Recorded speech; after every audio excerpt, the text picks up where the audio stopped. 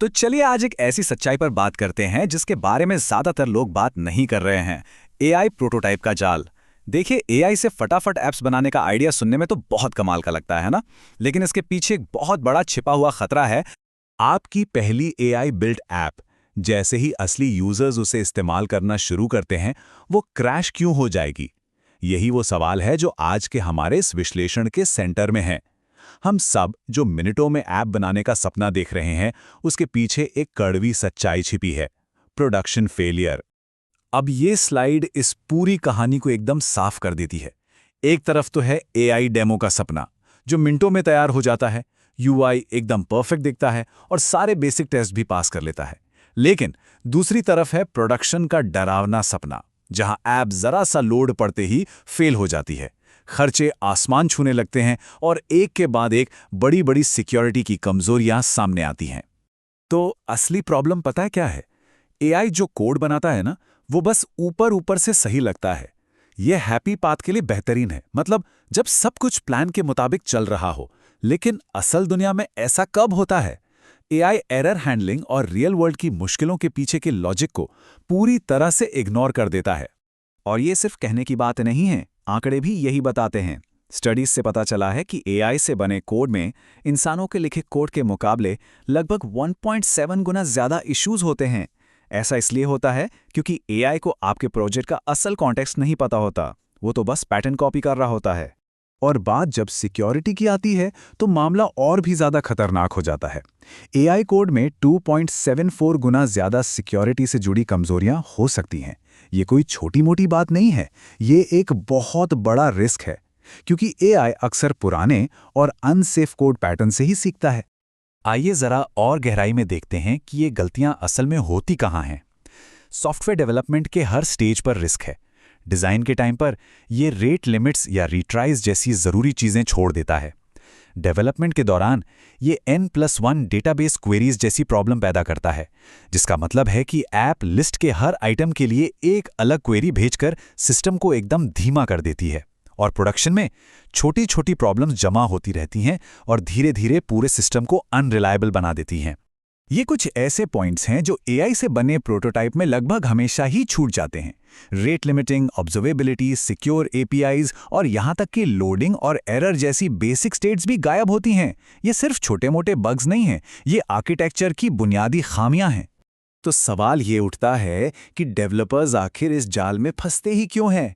देखिए, प्रॉब्लम सिर्फ टेक्निकल नहीं है, ये साइकोलॉजिकल भी है।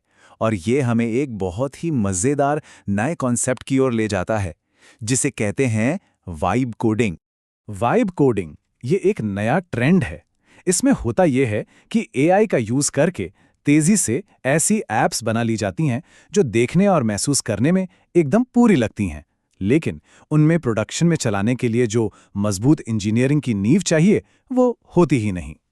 और ये एक ऐसा छिपा हुआ टेक्निकल डेट यानी तकनीकी कर्ज बना देता है जो बाद में बहुत भारी पड़ता है। इसकी वजह से एक भ्रम पैदा होता है कि कोड जनरेट करना और एक सिस्टम को समझना एक ही बात है, लेकिन ऐसा बिल्कुल नहीं है। ये एक ऐसा टेक्निकल कर्ज बना देता है जिसे बाद में ठीक करना नामुमकिन सा हो जाता है।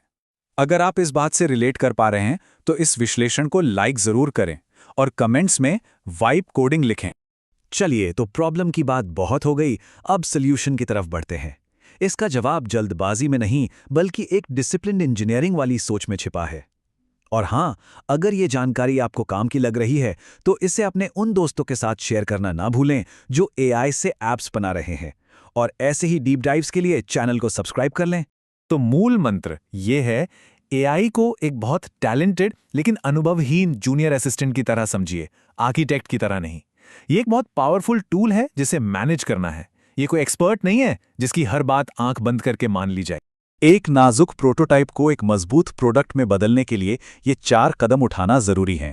पहला, एआई के दिए हुए आउटपुट को हमेशा चेक करें और सुधारें। दूसरा, सिस्टम का आर्किटेक्चर खुद डिजाइन करें। तीसरा, रेट लिमिटिंग और मॉनिटरिंग जैसे सेफ्टी मेजर्स लगाएं। और चौथा, इसे असली दुनिया के हालात में टेस्ट करें। हर कदम पर इंसान की निगरानी ही कामयाबी की गारंटी है। तो इस पूरी बातचीत से सबसे बड़ी सीख क्या मिलती है?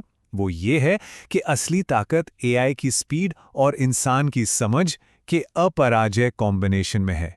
ये एक लाइन सब कुछ कह देती है। एआई कोड जनरेट करता है, इंसान सिस्टम की जिम्मेदारी लेते हैं। कोड बनाने में और एक मजबूत सिस्टम के इंजीनियरिंग करने में जमीन आसमान का फर्क है। असली फायदा उन इंजीनियरों को मिलता है जो बड़े स्केल, फेलियर और मुश्किलों के बारे में सोचते हैं। असली वैल्यू सिर्फ स्पीड में नहीं है, बल्कि एआई की स्पीड को एक इंजीनियर की स्ट्रैटेजिक सोच के साथ जोड़ने में है। तो भविष्य उन्हीं डेवलपर्स का है जो एआई की तेज रफ्तार को अपने अनुभव और अपनी सूझबूझ के साथ मिलाएंगे, और यही वो कॉम्बिनेशन है जो सच में इनोवेशन को आगे लेकर जाएगा। इस बड़े बदलाव में आगे रहने के लिए इस विश्लेषण को अपने किसी दोस्त के साथ जरूर शेयर करें। हमारे चैनल को सपोर्ट करने के लिए इसे लाइक करें, और ऐसी ही और गहरी जानकारियों के लिए ललित ऑफिशियल को सब्सक्राइब करना न भूलें।